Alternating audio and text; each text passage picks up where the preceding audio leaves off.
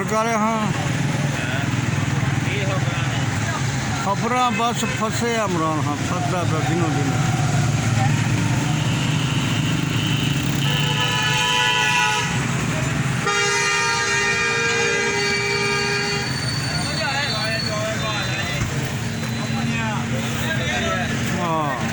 दिनों दिन और फसदा है परवेज लाई भी फसे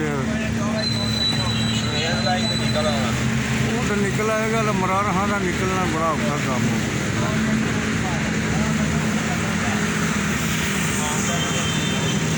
कोई नहीं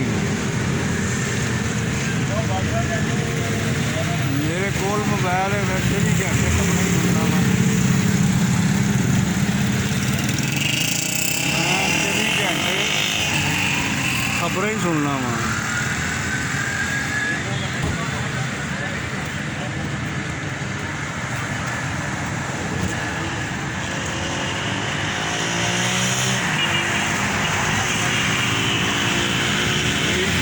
घंटे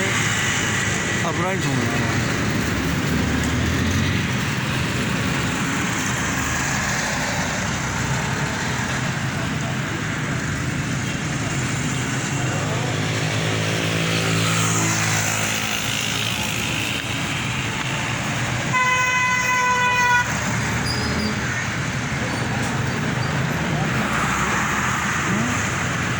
खबरें ही सुनना 24 घंटे